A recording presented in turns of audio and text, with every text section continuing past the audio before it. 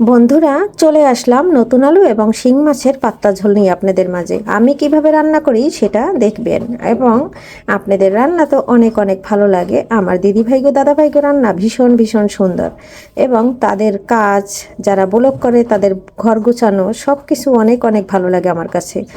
আর সবাই একটু আমাকে লাইক দিয়ে সাথে থাকবেন এবং ভিডিওটি মানে রান্নাটি কেমন লাগলো শিং মাছ আলুর পাতলা ঝোল অবশ্যই কমেন্ট করতে ভুলবেন না।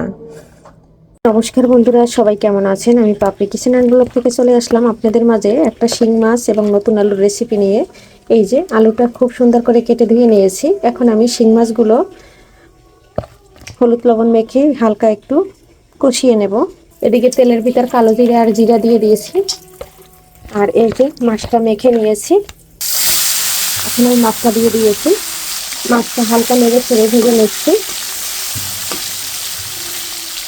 মাছটা ভাজা হয়ে গেছে, এখন তুলে নেব। আর এদিকে মাছ মাখা গামলাটা একটু জল দিয়ে পেঁয়াজ বাটা এবং কাঁচামরিচ বাটা নিয়েছি, একটু রসুন বাটা নিয়েছি আর একটু আদা বাটা নিয়েছি। এখন আমি এটা এই যে জলের সাথে দিয়ে নিচ্ছি। এর ভিতরে এখন আমি এইটা মাছটা উঠিয়ে দিয়ে দেব। মাছটা তুলে নিয়েছি আর এখন এই তেলের ভিতর মশলাটা দিয়ে দিচ্ছি। আমি কিন্তু আর তেল দেবো না, স্বাদ অনুযায়ী লবণটা দিয়ে দিচ্ছি। আলুটা কিন্তু আজকে ভেজে রান্না করব না, আলুটা মশলার ভিতর দিয়ে কষিয়ে নেব, কষিয়ে তারপর রান্না করব। যেহেতু নতুন আলু খুব সুন্দর করে কেটে নিয়েছি। আর নতুন আলুর ছোলা কিন্তু আমি ফেলি না, ছোলায় কিন্তু প্রচুর ভিটামিন আছে। কাছে এবং দূরে, দেশ ও দেশের বাহির থেকে আমার দেশ সব বন্ধুরা সবসময় আমার ভিডিওগুলো দেখুন এবং কমেন্ট করুন, তাদের জন্য রয়েছে মন থেকে অনেক অনেক ভালোবাসা। আর সবাই এভাবে আমার পাশে থাকবে। নতুন পুরান বন্ধুদের জন্য রয়েছে মন থেকে অনেক অনেক ভালোবাসা এবং অনেক অনেক আশীর্বাদ সবার জন্য। আর সবাই আমাকে এভাবে পাশে থাকবে এবং সাপোর্ট করবে। আর বন্ধুরা, মাঝে মাঝে নেট থাকে না বা মাঝে মাঝে সমস্যা থাকে, তখন কিন্তু আপনাদের পরিবারে যেতে পারি না, কিন্তু আপনারা আমাকে ভুলে যেয়েন না। আর আমি কিন্তু সব সময় আমি সব বন্ধুদের জন্য সুস্বাস্থ্য কামনা করি। সবাই যেন সব সময় ভালো থাকে, সুস্থ থাকে, এই আশীর্বাদই আমি সবার জন্য করি। এখন আমি এখানে জিরা ও ধনিয়া দিয়ে দিচ্ছি মরিচের গুঁড়া, দিয়ে দিচ্ছি পরিমাণ অনুযায়ী হলুদ। মরিচটা বন্ধুরা সবসময় ঝাল যেরকম খাবেন সেরকম বুঝে দিবেন। আমরা একটু ঝালের পরিমাণটা বেশি খাই, এর জন্য ঝালটা একটু বেশি দেই। এই পর্যায়ে আমি আলুটা দিয়ে দিচ্ছি। আলুটা দিয়ে আমি মশলাটা খুব সুন্দর করে কষিয়ে নেব।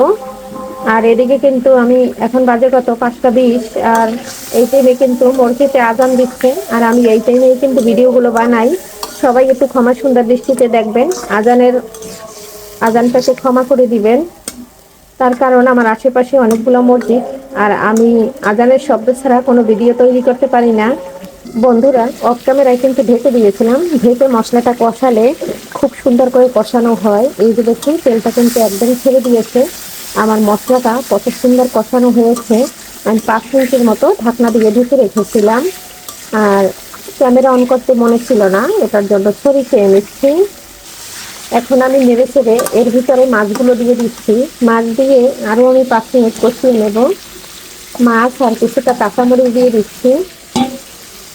এখন আমি এখানে আরও 5 মিনিট ঢাকনা দিয়ে কষিয়ে নেব। তারপরে কিন্তু ঝোলের জন্য গরম জলটা দিয়ে দেব। 5 মিনিট আরও ঢেকে রাখছি। আবারও 5 মিনিট পরে চলে আসলাম। এই যে দেখুন একদম কষানো হয়ে গেছে, তেলটা কিন্তু উপরে ভেসে উঠেছে। আর এই যে মশলাটা কিন্তু মাছের সাথে এবং আলুর সাথে মিশে গেছে। এখন এই পর্যায়ে আমি গরম জলটা দিয়ে দেব। আর আমি কিন্তু একবারেই মাছের তেলটা ব্যবহার করলাম, আর কিন্তু এখানে আমি গরম জলটা নিয়েছি, গরম জলটা দিয়ে দিলাম।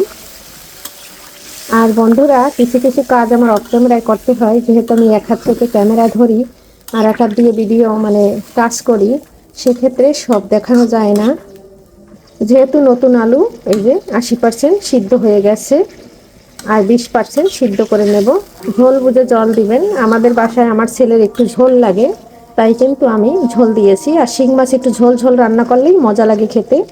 বন্ধুরা, এখন আমি 2-3 পিস আলু একটু ভেঙে দিচ্ছি। ঝোলটা গাঢ়, তারপর ভাবলাম একটু ভেঙে দেই।